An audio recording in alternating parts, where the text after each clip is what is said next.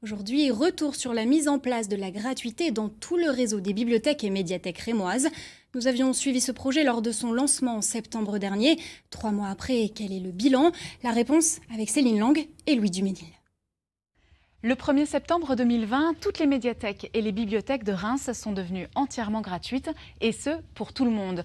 L'objectif était de faciliter l'accès à la littérature, la bande dessinée, la musique ou encore le cinéma. On en parlera avec l'adjoint à la culture et au patrimoine de la ville de Reims tout à l'heure. Mais d'abord, souvenez-vous. La première décision du conseil municipal de Reims après le déconfinement a porté sur la gratuité dans les bibliothèques. Depuis le 1er septembre, c'est donc le cas et le succès est au rendez-vous, plus 229% de nouveaux inscrits par rapport aux 2 dernières années. Le réseau des bibliothèques compte quelques 25 000 inscrits. Il dispose d'une offre conséquente, 560 000 livres, 40 000 CD, 23 000 DVD, 1300 partitions, sans compter les ressources numériques.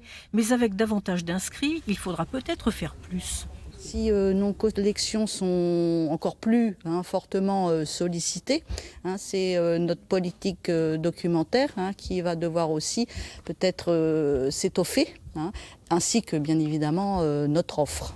Le projet de bibliothèque numérique de référence, un dispositif national de soutien au développement du numérique, va pouvoir également se mettre en place. Ici, par exemple, on est dans une salle qui va être dédiée à la culture numérique, avec une offre très consistante de jeux vidéo, mais aussi des ateliers, une aide pour les personnes éloignées de la culture numérique, que ce soit les plus jeunes qui veulent apprendre à programmer, par exemple, ou les plus âgés qui ont du mal avec Internet et tout ce monde numérique qui leur est un petit peu étranger. Les ateliers seront mis en place dans les prochains mois. Plus que jamais, même en respectant les consignes de distanciation, les bibliothèques seront aussi un lieu de vie, un espace pour le vivre ensemble. Un joli succès donc au démarrage pour cette opération de gratuité des bibliothèques et des médiathèques de Reims. Je suis avec Pascal Labelle, vous êtes adjoint à la culture et au patrimoine à la mairie de Reims. Alors là, on a eu un beau démarrage pour cette opération. Est-ce que ça a continué sur ces 3 premiers mois ? Oui, tout à fait, ça a continué. C'est vrai qu'au mois de septembre, ce fut un démarrage en fanfare. Et puis au mois d'octobre, ça a continué. Maintenant, au mois de novembre, avec le confinement, ça a baissé. Mais au final, on est à plus de 80% d'augmentation d'inscrits par rapport à 2019. Et donc, est-ce que ça veut dire que vous avez attiré de nouveaux publics dans ces lieux de culture ? Oui, tout à fait. Des personnes pour qui l'inscription était un frein.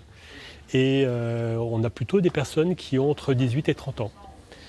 Beaucoup d'étudiants, bien sûr, mais également des ouvriers, des cadres, des professeurs. 80% de Rémois et 20% de non-Rémois. Parce que l'objectif, c'était vraiment ça, c'était d'enlever les dernières barrières pour pouvoir accéder à ce lieu pour tout le monde. Oui, parce qu'en fait, l'inscription, les frais d'inscription, même si c'est modique, ça peut représenter un frein. Et psychologiquement, le fait que ce soit libre, manifestement, ça a entraîné un choc et certains ont passé à l'acte et se sont inscrits. Et donc, est-ce qu'il faut proposer avec ce nouveau public plus de choses, une offre diversifiée? Comment on s'organise? Alors en fait, il faut continuer sur les fondamentaux. Le papier, ça sera toujours le papier, les CD, les DVD. Mais aussi, il faut proposer bien sûr le numérique. D'où, dès le 1er janvier, on aura une nouvelle offre sur la vidéo à la demande, avec un plus grand catalogue. On aura une offre plus diversifiée sur la presse qu'on peut consulter en ligne. Et puis aussi des petites expositions qu'on pourra voir virtuellement. Là, par exemple, on est sur le mois du documentaire. Il y a une salle de cinéma virtuelle qui existe pour pouvoir continuer à voir les documentaires dans le cadre de ce festival.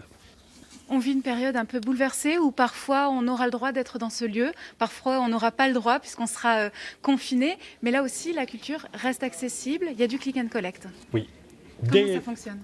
Dès le confinement, on a remis le click and collect sur toutes les bibliothèques de la ville. Donc c'est très simple, on se connecte sur le site internet de la bibliothèque, on réserve ses documents dans le catalogue, on choisit sa bibliothèque de retrait, et puis quand c'est prêt, on reçoit un SMS disant que la commande est prête. L'usager a 5 jours pour venir la prendre dans la bibliothèque qu'il a lui-même choisie. Et donc ça a très bien fonctionné. 17 000 prêts là, sur ce dernier confinement. Tout à fait. 17 000 prêts, on ne s'attendait pas à un tel succès. Manifestement, il y a une vraie demande de continuer à avoir accès aux livres, aux disques. Et c'est quand même très, très satisfaisant de voir un beau résultat parce que c'est aussi un effort des agents de mettre en place ce BiblioDrive. Merci beaucoup. Et puis quoi de mieux finalement qu'un bon livre, qu'on soit confiné, qu'on ne soit pas confiné. Et c'est ici qu'on en trouve, et ce, gratuitement.